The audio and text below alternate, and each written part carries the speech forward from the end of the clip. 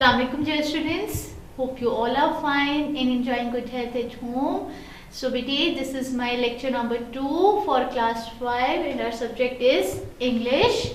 We are going to start unit number 11, second chapter of third term. So the topic is what does the future hold? What does the future hold? So the topic forces us to think that आने वाले कल में future में क्या कुछ हो सकता है, क्या कुछ होने वाला है. So have you ever came across strange creatures? क्या कभी आप किसी स्ट्रेंज क्रिएचर्स से मिले? आपने मूवीज देखी होंगी गैरिसन की, जैसे अब बम्बल नाइट, वो बम्बल बी एक मूवी आप लोगों को दिखाई गई थी मूवी नाइट में.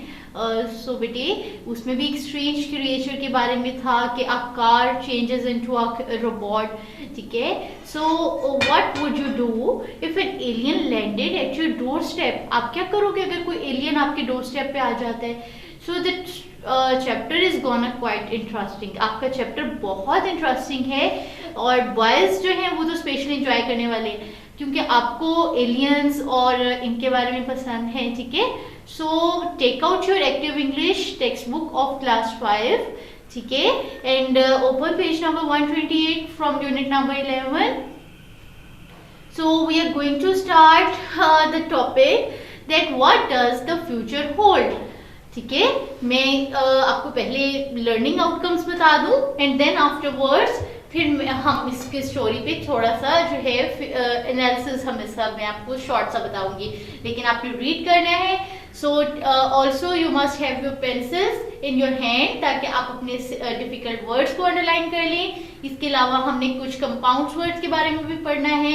जैसे जैसे अब आप रीड करते जाएंगे आगे कंपाउंड वर्ड्स आते जाएंगे तो हम उसको भी रिकॉल करते रहेंगे क्योंकि ये बहुत सारी स्किल्स इस चैप्टर में ऐसी हैं जो हम प्रीवियसली पढ़ चुके हैं. बस हमने इस चैप्टर में उनको गो थ्रू करना है और रिव्यू लेना है उनका. ठीक है, सो लर्निंग आउटकम्स में हम देखें read plus understand imaginative description. This is an imaginative description. Story है ना, तो स्टोरी कैसी है बेटे? इमेजिनेशंस, वो अपने ख्यालों की दुनिया बता रहे कि फ्यूचर में मतलब वो ख्यालों में खोया हुआ है और वो फिर एक स्टोरी लिख रहे हैं. ठीक है, so next is enhance vocabulary. आपकी वोकैबुलरी एनहेंस होगी, आप रिकॉल करोगे compound nouns, clipped words, blended words. इसके अलावा मोर न्यू वर्ड्स आप सीखने जा रहे हैं. ठीक है, वोकैबुलरी में. Then identify clipped, blended, compound nouns. इसके अलावा आइडेंटिफाई इनडायरेक्ट क्वेश्चंस. हम यहाँ डायरेक्ट इनडायरेक्ट स्पीचेस होती हैं ग्रामर पोर्शन में. आपको पता है स्टोरी हमेशा पास्ट टेंस में लिखी जाती है, तो इनडायरेक्ट भी हम पढ़ेंगे. Then recall the rules of punctuation. इसके बाद आप ये देखिए यहाँ पे पंक्चुएशंस लिखी हुई हैं. ठीक है, देयर आर 14 पंक्चुएशंस, लेकिन जो आपकी बुक में फिलहाल डिस्कस की गई हैं, जिनको रिव्यू किया गया है, जो आप प्रीवियस क्लासेस में और प्रीवियस टर्म्स में पढ़ चुके हैं, हम उनको भी रिकॉल करेंगे. आपको पता है सेंटेंस के एंड पे फुल स्टॉप आता है. आप यहाँ देख रहे हैं, आप डिफरेंट कलर पेंसिल ले लें और उन कलर पेंसिल से आप हर स्किल को अंडरलाइन करते जाएं. जो कंपाउंड वर्ड्स हैं उसको येलो कलर से जो है अंडरलाइन कर लें. जो फुल स्टॉप हैं, क्वेश्चन मार्क हैं, एक्सक्लेमेशन मार्क हैं, कोटेशन मार्क्स हैं, तो इनको आप रेड से कर लें अंडरलाइन. ठीक है, ये क्या होगा कि आपको साथ साथ हर चीज याद रहेगी. So in 1898 H.G. Wells published a science fiction novel. उसने एक साइंस फिक्शन मतलब साइंटिफिक एक जो है वो स्टोरी बेस्ड नॉवल लिखा उसने, और उस क्या नेम था उसका? The war of the worlds. ठीक है, and about an alien invasion of Martians के, और उसमें क्या था कि एक एलियन जो है वो इंसानों की दुनिया में आ गया है. ठीक है, सो क्या होगा? पहले तो आप सबसे पहले आप डर जाओगे.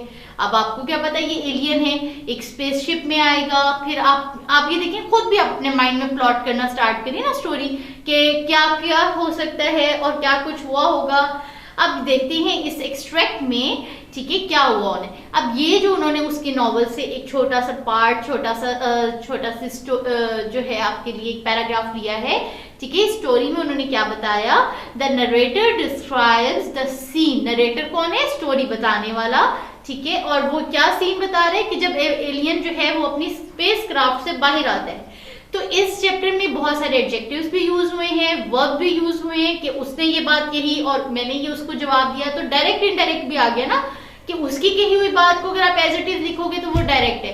अगर आप मेरी ही कही हुई बात आप अपनी मदर को, अपने भाई को, फ्रेंड को, किसी को भी बता रहे हैं तो वो क्या है, वो इनडायरेक्ट है, ठीक है।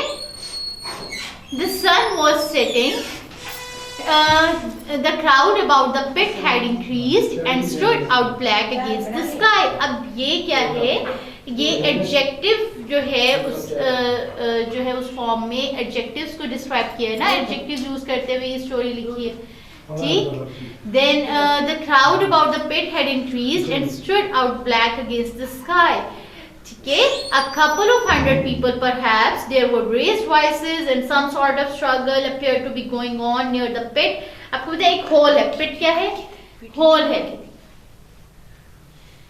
होल है। और उस होल में अब आप ये देखिए, अगर स्पेसशिप जो है, उन्होंने बताया ना कि एलियन जो है वो स्पेसशिप से बाहर आ रही है, तो अब आपकी स्टोरी में ये बता रहे हैं कि जैसे वो वहां से बाहर आता है, लोग इर्द गिर्द जमे। आपको पता है कोई जो है वो कुछ स्ट्रेंज थिंग देखें आपके नेबर्स में भी या आपके इवन आपके मोहल्ले में भी ऐसा हो, तो क्या करते हैं, सब इकट्ठे हो जाते हैं ना, जमा हो जाते हैं, फिर रश लग जाते हैं। जॉसलिंग मीन्स पुशिंग, मतलब इतना रश होता है कि वो एक दूसरे को जो है वो धक्का देना शुरू हो जाते हैं, ठीक है। कोहनियां मारना, एल्बोइंग मीन्स कि कोहनी से टच करके गुजरना, पास करना।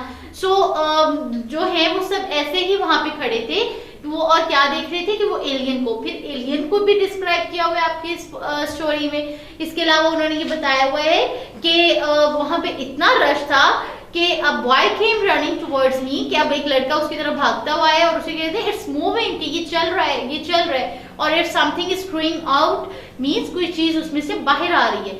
सो he is fallen in the pit, cried someone, कि कोई कि पिट में कोई गिर गया है, सब कोई चीखा है, कि बैक सबको कह रहे हैं कि आप पीछे हो जाएं, आप पीछे हो जाएं, ठीक है। और वो भी जो है वो आई एल्बोड माय वे मींस कि वो भी अपनी जो है वो कोहनी से इधर उधर 7 लोगों को जो है वो साइड पे करता हुआ आगे बढ़ रहा था रश क्राउड में। तो वो क्या देखता है, हर कोई बहुत खुश नजर आ रहा था, सीम ग्रेटली एक्साइटेड। फिर एक नौजवान को, एक छोटे से बच्चे को उसने देखा, ठीक है, वो he was desperately trying to scramble out of the hole, कि वो उसमें से होल में से बाहर निकलने की कोशिश कर रहे हैं, और जो कि the crowd had pushed him in, कि जिसकी वजह से वो हजूम, मतलब इतना रश था ना कि जिसकी वजह से उसको पुश किया गया और वो उसमें पिट में गिर गया था, ठीक है। तभी तो उसने कहा ना कि someone has fallen in it, ठीक। The top end of the cylinder was being screwed out from within. Somebody blundered against me and I narrowly missed being pitched on top of the screw. I turned, and as I did so the screw must have come out, for the lid of the cylinder fell upon the ground with a ringing jolt. Jolt झटका देना, ठीक है। For a moment, एक second के लिए the circular cavity seemed perfectly black, कि क्या हुआ कि वो जो जगह थी ना, पिट जिसको कहा जा रहा है, होल जिसको कहा जा रहा है, तो वो एकदम से ब्लैक हो गई। तो फिर हर जो है ना, हर एक ने एक्सपेक्ट किया कि वो इंसान जो है वो मैन इमर्ज मीन्स बाहर आना, ठीक है। Possibly something a little unlike us terrestrial man, terrestrial जमीन पे रहने वालों के लिए वर्ड यूज किया जाता है कि हमारी तरह जमीन पे रहने वालों के अलावा कोई और शख्स हो सकता है, बट इन कुछ और हो सकता है, ठीक है।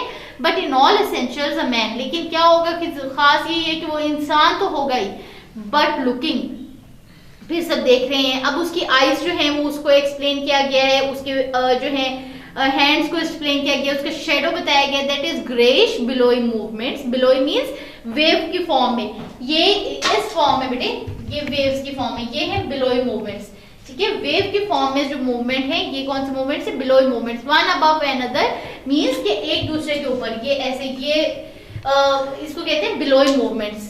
So these movements and then two luminous disc like eyes, कि उसकी आंखें कैसी थी, बिल्कुल ऐसी जैसे चमकदार डिस्क होती हैं, सीडीज होती हैं, इस तरह से उसकी चमकदार आईज थी। Then something resembling a little grey snake, लेकिन कभी कभी ऐसा लग रहा था कि वो रिजेंबल कर रहे ग्रे स्नेक से। फिर कॉमा है, अब आप ये देखें, शुरू में जो है शेडो के बाद जो है वो सेमी कॉलन था, इसके बाद अब कॉमा है, तो कॉमा, फुल स्टॉप, ये क्या है, ये पंक्चुएशंस हैं, ठीक है। then some about the thickness of walking stick coiled up out of the writhing middle means एक दूसरे पे ट्विस्ट हुई हुई है, ठीक है, रिदल हुई हुई है, and wriggled in the air towards me then another a big grayish rounded bulb, एक बड़ा सारा जो है वो उन्होंने कहा कि ग्रेइश ग्रे कलर में राउंडेड सर्कुलर जो है वो बल्क साइज जो है मींस बल्क मींस बल्की हैवी, ठीक है, मोटा, the size perhaps of a bear, एक भालू के साइज का, was rising slowly and painfully out of the cylinder, और उस सिलेंडर में से जो है वो आहिस्ता आहिस्ता वो वहां से बाहर निकल रहा है, ठीक है। as it bulged up, जैसे ही वो बाहर निकला, बल्ज उभर गया, बाहर को उभरा, and caught the light जो है it glistened like wet leather, और वो कैसे चमका, glistened चमकना, और वो कैसे चमका, जैसे कि एक जैसे लेदर को अगर आप गीला कर दे तो वो शाइन आ जाती है, तो वो it shine like that. So two large dark coloured eyes. अब ये सब जो है इस इन लास्ट 2 पैराग्राफ्स में क्या डिस्क्राइब कर रहे हैं, उस एलियन को डिस्क्राइब कर रहे हैं, उसके फीचर्स बता रहे हैं कि उसकी आइज कैसी थी, वो खुद कैसे बाहर निकला और लोगों को कैसा लग रहा था। स्टोरी इंटरेस्टिंग बना रहे हैं ना एडजेक्टिव्स यूज करके। जब आप भी स्टोरी लिखोगे बेटे क्या यूज करते हैं, मैंने आपको बताया एडजेक्टिव्स क्या होते हैं, रिकॉल करते हैं जल्दी से। एडजेक्टिव्स होते हैं डिस्क्राइबिंग वर्ड्स, किसी चीज की खूबी या खामी बताने के लिए। टू टेल डिफाइंस नाउन, ठीक है, इट डिफाइंस नाउन, नाउन को डिफाइन करने के लिए, उसकी अच्छाई या बुराई बताने के लिए हम जो वर्ड्स यूज करते हैं उन्हें क्या कहते हैं, एडजेक्टिव्स कहते हैं, ठीक है। अब वो आगे बता रहे हैं, अब उसकी आइज के बारे में बताया, ठीक है। फिर अब वो बता रहे हैं the mass that framed them the head of the thing was rounded, कि उस चीज का सर क्या था, वो गोल था। And had one might say a face, या फिर यूं कह सकते हैं कि वो एक मुंह था। अब आप यहाँ इस पिक्चर में देखिए बेटे, आपकी बुक पे पेज नंबर 129 पे ये आपने देखा ये एलियन यहाँ पे दिखाया हुआ है, और वो एलियन ऐसा था। अब आप जब स्टोरी पढ़ रहे थे, अभी मैं आपको बता रही हूँ, आपके माइंड में भी स्केच बन रहा होगा ना कि ऐसा हो सकता है एलियन, ऐसा हो सकता है alien. So this was just like the alien, कि एलियन ऐसा था, ठीक है। और अब वो क्या था कि there was a mouth under the eyes, उसकी आंखों के नीचे क्या था, एक उसका मुंह था, और उसमें से भी जो है वो कॉन्टिन्यूसली जो है वो स्लाइवा निकल रहा था, ठीक है। लैंग टेंटिकल, और उसके काफी सारे टेंटिकल्स थे, टेंटिकल्स कहते हैं लॉन्ग प्रोजेक्शंस, ठीक है, जैसे हमारी फिंगर्स होती है इसी तरह उसकी फिंगर्स जैसी लॉन्ग प्रोजेक्शंस होती हैं। प्रोजेक्शंस कहते हैं बाहर को उभरे हुए, ठीक है। लाइक टेंटिकल्स लाइक अपेंडेजेस, ये हाथ पांव के लिए उन्होंने वर्ड यूज किया हुआ है अपेंडेजेस, ठीक है। Grip the edge of the cylinder, another swayed in the air, swayed लहरा रहा था हवा में, उसके टेंटिकल्स जो थे, ठीक है। अब आप ये देखें, ये नीचे लगे हुए ना, जैसे ये टेंटिकल्स थी, ये जो आपको नजर आ रहे हैं, अगर आप देखें बेटे, ये टेंटिकल्स हैं, ठीक है। ये जो प्रोजेक्शंस निकली हुई हैं, इन्हीं को अपेंडेजेस, उसके हाथ पांव कहा गया, और यही उसके टेंटिकल्स हैं। उसी का स्वेड इन द एयर, हवा में लहरा रहे थे, ठीक है। फिर उसके बाद अब उसको बता रहे हैं those who have never seen a living thing like a Martian can scarcely imagine the strange horror of its appearance, कि जिन लोगों ने इस तरह की कोई चीज पहले नहीं देखी थी वो तो अब इससे खौफजदा हो रहे थे, डर रहे थे। उसकी वी शेप जो थी, उसका माउथ था वी शेप में, फिर उसके पॉइंटेड अपर लिप्स थे, ठीक है। The absence of bro ridges, मतलब उसकी आईब्रोज नहीं थी। द एब्सेंस ऑफ अ चिन, उसकी चिन नहीं थी। beneath the wedge like lower lip, और उसके जो निचला होंठ था उसके नीचे कैसे था, ऐसे जैसे कट जो है वेज लाइक था। द इंसिस्टेंट, कि कॉन्टिन्यूसली जो था उसका मुंह ऐसे लग रहा था जैसे कांप रहा है, ठीक है। और लोग जो थे बिल्कुल ऐसे कि लाउड, उसकी सांसों की आवाज इतनी तेज थी, आपको पता है ना स्नोरिंग की आवाज जब आती होती है, आपने मूवीज में भी देखा होगा, कोई एलियंस वगैरह की मूवीज अगर आपने देखी होंगी तो उसमें भी ऐसे ही है ना, ठीक है। Breathing of the lungs in a strange atmosphere, the evident heaviness and painful of movements due to the greater gravitational energy, कि वो एनर्जी जिससे अर्थ जो है अपनी तरफ चीजों को अट्रैक्ट करती है, ठीक है। और अब ये सब जो था extra ordinary intensity of the immense eyes, के वो किसकी वजह से था, उसकी आइज की ग्लो को उन्होंने कह दिया, ठीक है। So this was monstrous and intense in human, इंसान नहीं था, ठीक है। I was overcome with disgust and dread, अब उसने कहा कि मैं खुद भी डर गया था इस सब के बाद। सो दिस इज द बेटे end of your lecture. So coming to the reading comprehension, after reading this, इस टॉपिक को रीड करने के बाद, ठीक है, इस लेसन आपका एंड हुआ यहाँ पे। और अब हम इसके बाद रीडिंग कॉम्प्रिहेंशन पे आते हैं। तो कॉम्प्रिहेंशन क्वेश्चन आंसर्स आपने इसको थॉरली रीड करना है so that you can solve the comprehension question answers on page number 130।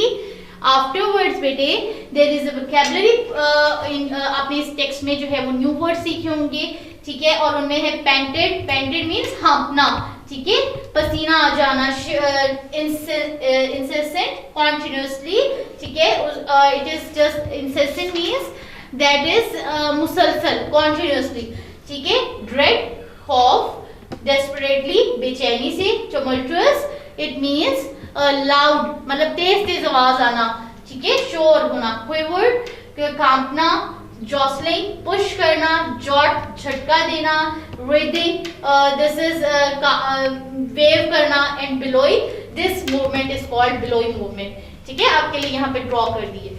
So these are the few words vocabulary जो अपने न्यू वर्ड्स जो है आपने सीखे हैं। So what you have to do, you have to take out your dictionaries, आपने अपनी dictionary use करते हुए बेटे इनके सिनोनिम्स, एंटोनिम्स फाइंड आउट करने हैं और फिर आपने इनको सेंटेंसेस में भी यूज करना है। जब आप सेंटेंसेस में यूज करोगे आपकी वोकैबुलरी भी अच्छी होगी। You can write the stories like this, आप इस तरह से स्टोरीज भी लिख सकते हो। सो आपके बुक में बेटे वोकैबुलरी में आपको कुछ और भी जो है वो रिकॉल करवाया हुआ है। हम ये देखते हैं कंपाउंड नाउन्स, ठीक है, कंपाउंड नाउन क्या होते हैं, नाउन क्या होते हैं, naming words, compound means two अगर वर्ड से मिलके बने हैं तो वो क्या है, कंपाउंड नाउन। अब ये इसी को एग्जांपल देखें, breakfast, breakfast, airplane, air is a separate word, plane is a separate noun. जब ये दो नाउन मिलेंगे और एक वर्ड बन जाएगा दैट इज एयरप्लेन। इस तरह आपकी बुक में और सारे एग्जांपल दी हुई है, tooth brush, make up, postman, space ship, space जो है वो डिफरेंट वर्ड है, शिप जो है वो एक और नाउन है, तो दोनों को जब मिला के एक वर्ड बन जाएगा, क्या बन जाएगा, स्पेसशिप। कीबोर्ड, इसी तरह की is a separate thing, board is a separate thing, ठीक है, तो जब दोनों को मिला के हम एक वर्ड बना लें तो वो क्या है, a compound noun is a noun that is made up of two और मोर नाउन्स, दो या उससे ज्यादा नाउन से मिलके बने। आपने क्या करना है, अपनी बुक में जो है हमने ये भी लेसन पढ़ा, ठीक है, और आपने इसको प्रीवियस टर्म्स में भी पढ़ा हुआ है। ये हमने सिर्फ इस चैप्टर में वोकैबुलरी, ग्रामर जो है वो उनके रूल्स और इनको रिकॉल करना है, ठीक है, और आपने इनको लर्न करना है बेटे इन वर्ड्स को कि ओरिजिनल वर्ड और कंपाउंड वर्ड्स के। ओरिजिनल अगर टू वर्ड्स हैं तो कंपाउंड वर्ड जो है वो एक वर्ड होगा, ठीक है, जैसे की और है, बोर्ड और है, जब इनको मिला के लिखेंगे तो एक वर्ड क्या बन जाएगा, कीबोर्ड। कीबोर्ड कौन सा होता है, जो हम कंप्यूटर के साथ टाइपिंग के लिए यूज करते हैं, ठीक है। फिर आ जाते हैं क्लिप्ड वर्ड्स। क्लिप्ड वर्ड्स वो होते हैं that is the shortened version of a long words, मतलब जो वर्ड्स जो हैं हमने थोड़े लॉन्ग वर्ड्स होते हैं उनको हमने शॉर्ट में लिखना हो तो हम ये लिख लेते हैं, जैसे एडवर्टाइजमेंट है, इसमें सिर्फ हम एडी जो है यूज करके क्या लिख लेंगे, एड। बाइसिकल, बाइसिकल है, अब इसके लिए शॉर्ट वर्ड क्या यूज करते हैं, बाइक, ठीक है। इसी तरह इन्फ्लुएंजा, इन्फ्लुएंजा, अब इसमें ये भी लॉन्ग वर्ड है, समटाइम्स डिफिकल्ट टू प्रोनाउंस, तो क्या यूज करते हैं, फ्लू। आपकी बुक में इस तरह से और भी एग्जाम्पल्स दी हुई हैं। एग्जामिनेशन जैसे है तो हम उसके लिए क्या यूज करते हैं, एग्जाम। जैसे टेलीफोन है हम उसके लिए वर्ड यूज करते हैं, phone. So these are the few examples. Refrigerator है तो उसके लिए वर्ड यूज करते हैं, फ्रिज, ठीक है। फोटोग्राफ है तो फोटो यूज करते हैं, वर्ड। फिर आ जाती हैं अब ब्लेंडेड वर्ड्स। ब्लेंडेड वर्ड्स का मतलब क्या है कि जब हम form by combining parts of two words, जब दो वर्ड्स को हम कंबाइन करते हैं, एक वर्ड का कुछ हिस्सा ले लिया और कुछ दूसरे वर्ड का हिस्सा ले लिया, तो वो क्या बन जाएगा, ब्लेंडेड वर्ड बन जाएगा। जैसे कि अब यहाँ देखें, ब्रेकफास्ट प्लस लंच। अब ब्रेकफास्ट से आपने क्या लिया, ब्र, और लंच जो है वो कहाँ से लिया, लंच से लिया, तो क्या बन गया, ब्रंच। क्या बन गया, ये ब्रंच। आपने ब्रेकफास्ट से क्या लिया, ब्र, और लंच से क्या लिया, अंच, तो क्या बन गया, ब्रंच। 14 प्लस नाइट्स, 4, यहां से आपने क्या लिया, 4, और यहां से लिया नाइट, तो फोर्थ नाइट, ठीक है, क्या हो गया, फोर्थ, और यहां से night, fortnight, means after 2 weeks जो है इसको फोर्थ नाइट कहते हैं। Smoke plus 4, smoke, smoke, S M आपने यहां से लिया ओजी आपने यहां से लिया तो क्या बन गया, स्मोक। ठीक है, इसी तरह ऑफ द क्लॉक को हम लिख लेते हैं ओ क्लॉक, ऐसे ही है ना कि देखिए यहां से आपने एसएम लिया और यहां से आपने ओजी लिया। ठीक है, अब जब इन टू वर्ड्स को मिलाएंगे तो क्या बन जाएगा, एसएम और ओजी, दैट कम्स स्मोक। इसी तरह फ्लेम और ग्लेयर, आप इसको मिक्स करेंगे, जब ब्लेंड करेंगे इन वर्ड्स को क्या बन जाएगा, फ्लेयर। और स्मैक प्लस मैश, स्मैक और मैश क्या बन जाएगा, स्मैश, मींस धमाका। ठीक है, so these are the blended words. आपके बुक में और भी बहुत सारी एग्जांपल्स दी हुई हैं इन वर्ड्स की। ठीक है, आपने इनको लर्न करना है और आपने अपने चैप्टर में भी फाइंड आउट करना है कि क्या ये वर्ड्स आपके चैप्टर में यूज हुए हैं। ठीक है, next is the portion of grammar. हम ग्रामर पे आ जाते हैं। आपको याद होगा, remember when we change direct into indirect speech, जब हमने अपने प्रीवियस टर्म्स में भी पढ़ा होगा बेटे, जब हम डायरेक्ट स्पीच को इनडायरेक्ट स्पीच में चेंज करते हैं तो क्या रूल्स होते हैं, हम उनको रिकॉल करते हैं। तो डायरेक्ट, पहले मैं आपको ये बता दूं कि डायरेक्ट स्पीच है क्या। डायरेक्ट मीन्स कि जो बात मैं कह रही हूं अभी, ये मेरी डायरेक्ट बात है और इसको आप कोटेशन मार्क्स में लिखते हैं। ठीक है, और अगर इनडायरेक्ट स्पीच क्या है, मेरी ही कही हुई बात अगर आप रिपीट कर रहे हैं, किसी और को बता रहे हैं, ठीक है, कि टीचर ने ये कहा था कि, ठीक है, तो मीन्स वो क्या है, इनडायरेक्ट है। मैं कह रही हूं, आप मेरी बात एज इट इज पहुंचा रहे थे, teacher said I will teach you, teacher ने कहा मैं आपको पढ़ाती हूँ, पढ़ाऊंगी, तो ये क्या है, डायरेक्ट है। आप मेरी बात एज इट इज दूसरे को पहुंचा रहे हैं। अगर आप ये कहते हैं कि टीचर ने कहा था कि मैं आपको पढ़ाऊंगी, तो ये क्या है, दैट इज इनडायरेक्ट, कि आपने मेरी बात अपने वर्ड्स में जो है वो बताई है। डायरेक्ट और इनडायरेक्ट का ये डिफरेंस है। ठीक है, हम रिकॉल कर लेते हैं क्या रूल्स यूज होते हैं। कुछ एग्जांपल्स भी बेटे मैंने आपको इन रूल्स से रिलेटेड आपको यहाँ पे लिख के दी हैं। डायरेक्ट और इनडायरेक्ट, सिंपल प्रेजेंट चेंज होगा सिंपल पास्ट में। सिंपल प्रेजेंट टेंस क्या होते हैं, जिसमें एस और ईएस होते हैं, और सिंपल पास्ट में क्या होते हैं, सेकंड फॉर्म ऑफ वर्ब होती है। इसी तरह प्रेजेंट कॉन्टिन्यूअस क्या है, ठीक है, आईएनजी के साथ यूज होते हैं present continuous. First form of verb is am are, तो इसमें हेल्पिंग वर्ब क्या यूज होते हैं, वाज और वर्ड। इसी तरह प्रेजेंट परफेक्ट में हैज और हैव यूज होते हैं। पास्ट परफेक्ट में जब ये इनडायरेक्ट चेंज में चेंज करेंगे तो क्या हो जाएगा, हैड। इसी तरह सिंपल पास्ट है, ये है सेकंड फॉर्म ऑफ वर्ब, और जब हम इसको इनडायरेक्ट स्पीच में चेंज करेंगे तो ये क्या हो जाएगा, पास्ट परफेक्ट हैड आ जाएगा। इसी तरह सिंपल फ्यूचर है विल, और इसी तरह आप इसको जब चेंज करोगे तो ये क्या हो जाएगा, पास्ट फ्यूचर हो जाएगा। ठीक है, इस तरह इसके अलावा आपकी बुक में बेटे कुछ एग्जांपल्स दी हुई हैं। We do the same when we change direct questions into indirect questions. Question marks, अब जिनके साथ कोई क्वेश्चन वर्ड नहीं होता, जैसे कि हु, व्हेन, व्हाई नहीं होता, तो उनके साथ हम क्या यूज करते हैं, वेदर, कि क्या ये ऐसा है, वेदर यूज कर लेते, इफ या वेदर। ठीक है, अगर किसी क्वेश्चन वर्ड से कोई जुमला स्टार्ट नहीं हो रहा, जैसे mum asked are they any kiwis left. Mum asked, अगर आप इसका इनडायरेक्ट करोगे, if there were any kiwis left. ठीक है, तो अगर किसी क्वेश्चन मार्क से, जो क्वेश्चन वर्ड से जो है, जैसे क्वेश्चन वर्ड्स कौन से होते हैं, हु, व्हेन, व्हाट, ये क्वेश्चन वर्ड्स हैं, अगर इनसे सेंटेंस स्टार्ट नहीं हो रहा है तो आप इसकी जगह क्या यूज करोगे, इफ और वेदर। अब आपको मैं कुछ एग्जांपल्स दे दूं आपकी बुक से, जैसे कि ये बुक के अलावा मैं आपको एग्जांपल दूं, ही सेड, ये सिंपल प्रेजेंट को पास्ट में कन्वर्ट करने की एग्जांपल दे रही हूं। He said he lived in the city centre. ठीक है, इन कोटेशन मार्क्स में इसकी कहीं बात लिखी जो इसने डायरेक्ट कही, कॉमा से, लेकिन अब जब ये इनडायरेक्ट है तो हम इसको क्या लिखेंगे, he said that he lived in the city centre, full stop. He said I am going out, उसने कहा मैं बाहर जा रहा हूं। He said that he was going out. ठीक है, he said I arrived before you। अब ये क्या है, सिंपल पास्ट को आप चेंज करें पास्ट परफेक्ट में। He said I arrived before you, तो इसको जब कन्वर्ट करेंगे क्या आएगा, He said that he arrived before you। अब ठीक है, before me, अब यहाँ पे जो है me आ जाएगा।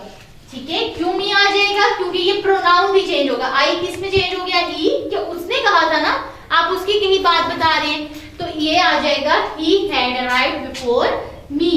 तो ये यू किस में चेंज हो गया, मी में चेंज हो गया। ठीक है, ये यू किस में चेंज हुआ, मी में चेंज हो गया। इसी तरह अगर हम आपकी बुक पे आ जाते हैं तो बुक में आपके क्वेश्चन सेंटेंसेस को भी चेंज करने का बताया हुआ है कि कैसे हम डायरेक्ट सेंटेंसेस को इनडायरेक्ट सेंटेंसेस में चेंज करते हैं। तो पहला रूल क्या है क्वेश्चन सेंटेंसेस को चेंज करने का, क्वेश्चन मार्क को चेंज करना है फुल स्टॉप में। अगर डायरेक्ट स्टेटमेंट में क्वेश्चन मार्क है तो इनडायरेक्ट स्टेटमेंट में क्या आ जाएगा, फुल स्टॉप आ जाएगा। अब जैसे यहाँ, और इसके अलावा वो सेंटेंसेस जो कि क्वेश्चन वर्ड से स्टार्ट नहीं होते, क्वेश्चन वर्ड्स कौन से होते हैं, हु, व्हाट, व्हेन, वेयर, ये क्या है, whom, ये क्वेश्चन वर्ड्स हैं। ठीक है, ये क्वेश्चन वर्ड से जो सेंटेंसेस स्टार्ट नहीं होते उनके साथ हम क्या यूज करते हैं, इफ और वेदर। इफ और वेदर, मैंने एक एग्जांपल यहाँ दी हुई है, will mister Lee come to our school. अब विल जो है ये क्वेश्चन वर्ड नहीं है, लेकिन ये हमारे पास हेल्पिंग वर्ब था टेंस का। ठीक है, शैला आस्क्ड, अब क्वेश्चन मार्क। ठीक है, अब आप इसको गौर से देखिएगा और इनकी ही कही बात को अब किसमें लिखा हुआ है, कोटेशंस में भी लिखना है आपने। ठीक है, ये कोटेशन मार्क्स में भी लिखेंगे इसकी कही हुई बात को। सो अब कोटेशन मार्क्स खत्म करेंगे सबसे पहले जब आप इसको इनडायरेक्ट में चेंज करेंगे। शैला आस्क्ड वेदर, क्या आ गया, वेदर। ये क्वेश्चन जो है जिनमें क्वेश्चन वर्ड नहीं होता उसको कन्वर्ट करने के लिए हम क्या यूज किया, हमने whether. Whether mister Lee would come to school, full stop. ठीक है, क्योंकि अब हमने उसकी कही हुई बात अपने जो है बताई, खुद बताई, तो क्या हो गया, इसको यूज करेंगे हम, वेदर यूज करें, फुल स्टॉप आ जाएगा इसके बाद। अब अगर हम इसी तरह एक और भी है कि place the subject before the verb. आपने क्या करना है, सब्जेक्ट को वर्ब से पहले लिखना है। कि जैसे he asked why is the rope tied to the door, आपके बुक में एग्जांपल दी हुई है, देखिएगा, he asked why is the rope tied to the door. Tied क्या है, ये वर्ब है जो ब्लैक में है ना, सब्जेक्ट क्या है, रोप है। ठीक है, तो he asked why the rope was tied to the door. अब यहां से इज कहां शफल हो गया, उधर चला गया और सब्जेक्ट, ओ सॉरी, हाँ जी, सब्जेक्ट पहले आ गया। So he asked why the rope was tied to the door. ठीक है, ये आपके पास आ गया सब्जेक्ट, हमने क्या करना है, वर्ब से पहले लिखना है। इसी तरह क्वेश्चन मार्क जो है, अब मैंने आपको इसके जो है रूल्स बता दिए बेटे। क्वेश्चन सेंटेंसेस को भी इनडायरेक्ट सेंटेंसेस में चेंज करने का वे बता दिया। जो मेन बात थी उसमें ये था कि क्वेश्चन मार्क इसमें चेंज हो रहा है, फुल स्टॉप में चेंज हो रहे हैं, और हम इफ और वेदर यूज कर रहे हैं जिन सेंटेंसेस में क्वेश्चन वर्ड यूज नहीं हो रहा। इसके अलावा subject before the verb, we place subject before the verb, we place, ये रूल्स है ना, number 1, number 2 and 3, we place subject before verb.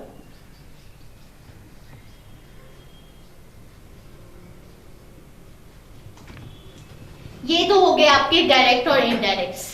ठीक है, इसके अलावा आप इनको डिटेल में अपनी नेक्स्ट क्लासेस में पढ़ने वाले हैं। आपके सिलेबस में जो था वो यही था। ठीक है, आपके बुक से, और आपको इसके अलावा आपको रिकॉल करवा दिए सारे रूल्स, आपको कुछ एग्जांपल्स, जनरल एग्जांपल भी दी, सिंपल स्टेटमेंट की भी, और क्वेश्चन सेंटेंसेस की भी एग्जांपल आपको दे दी। एक एग्जांपल आपको क्वेश्चन सेंटेंसेस की दी। ठीक है, फिर हम आ जाते हैं पंक्चुएशंस पे। अब आपने इसके बाद डायरेक्ट और इनडायरेक्ट करने के बाद आपके पेज 134 पे एक्सरसाइज है, आपने उसको जो है क्वेश्चन आंसर्स वो सॉल्व करने हैं। ठीक है, दैट इज स्टेटमेंट्स हैं, इनको इनडायरेक्ट क्वेश्चंस में चेंज करना है। फिर हम इसके बाद मैं आपको एक और बल्कि एग्जांपल दे दूं बेटे इसी की, व्हाई इज द, इसको रेस, why is the rope tied to the door? Question mark और ये इन्वर्टेड कॉमास। ठीक है, कोटेशन मार्क्स आ गए उसकी कही हुई बात को। अब आप इसको जब आप लिखेंगे, ठीक है, इसको आप कैसे लिखोगे, he asked, इस जो है ये और ये वर्ब है ना, ठीक है, और ये हेल्पिंग वर्ब है। अब ये कहाँ चला जाएगा, ये इसके साथ आ जाएगा, ठीक है, और ये नाउन जो है ये पहले आ जाएगा, सब्जेक्ट जो है वो पहले आ जाएगी, दैट इज सब्जेक्ट। तो ही asked why the rope is tied to the door। अब क्या किया हमने, इस हम किसके साथ लेंगे, टाइड के साथ लेंगे। So place the subject before verb. हमने इनडायरेक्ट में जब चेंज करना है तो हमने क्या करना है, we have to place the subject before verb. So this is, ये भी एक एग्जांपल है। इसके अलावा आपको एक और एग्जांपल दे दें, ही asked how much oil do you need।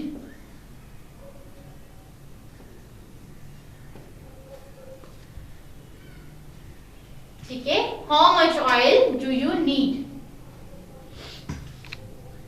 ये आपके पास एक और है। अब आप इसको कैसे कन्वर्ट करेंगे, he asked how much oil you change हो गया, I need। ठीक है, so this is the basic rules, these are the basic rules of converting direct into indirect speech। इसके अलावा हमारे पास लास्ट में है अब पंक्चुएशंस। पंक्चुएशंस में हमने क्या करना है कि आपको कुछ पंक्चुएशंस आप पहले भी फेमिलियर हैं, that is full stop, that is question mark. Full stop use करते हैं हम स्टेटमेंट के एंड पे, सिंपल स्टेटमेंट के एंड पे। क्वेश्चन मार्क यूज करते हैं क्वेश्चन सेंटेंसेस के एंड पे, जैसे कि अब ये क्वेश्चन सेंटेंसेस थे, इनके एंड पे हमने क्वेश्चन मार्क्स यूज किए, ठीक है। और देन इज एक्सक्लेमेशन मार्क, ठीक है, जब आप बहुत एक्साइटेड होते हैं, आपने अपनी बात कहनी होती है तो ये एक्सक्लेमेशन मार्क यूज करते हैं। कोटेशन मार्क्स यूज करते हैं, आपने किसी की कही हुई बात एज इट इज लिखनी है, कोट करनी है, तो आप उसके लिए कोटेशन मार्क यूज करते हैं। कॉलन, एपोस्ट्रोफी, जब आपने पोजेसिवनेस शो करनी होती है, कॉलन मींस यदि आपने उस बात को डिटेल में बताना है तो कॉलन यूज करते हैं। फिर एपोस्ट्रोफी यूज करते हैं आपने पोजेशन शो करनी हो। कॉमा यूज करते हैं जब आपने कोई लिस्ट बतानी हो, बहुत सारी चीजों को एक साथ डिस्कस करना हो। And then hyphen, hyphen dash जिसको कह ले, तो ये हम यूज करते हैं कंपाउंड वर्ड्स हैं इनमें यूज करते हैं नाउन्स और प्रोनाउन से पहले, ठीक है। Full stop at the end of a sentence, question mark also at the end of a question, and exclamation mark at the end of a sentence, ठीक है।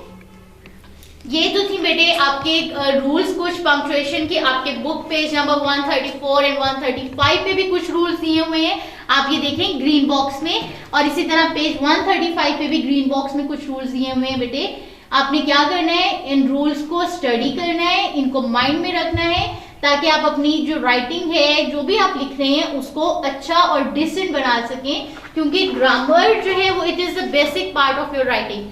So this is all about your lecture of unit number 11. Hope you understood. So coming to the diary, that is unit number 11. You have to read plus understand. Also learn and write work pages. आपने work pages लिखने भी हैं, ठीक है। जो solve करने वाले उनको learn करना है और question answers notebook पे लिखने हैं। You have to learn rules of direct and indirect and practice them. आपने इनके रूल्स लर्न करने हैं और इनको प्रैक्टिस करना है बेटे। जिन स्टूडेंट्स के लेक्चर मिस हो जाते हैं via Zoom app, you can watch these recorded lectures available on the YouTube channel of Garrison School System. Thank you very much. Take care. Allah Hafiz.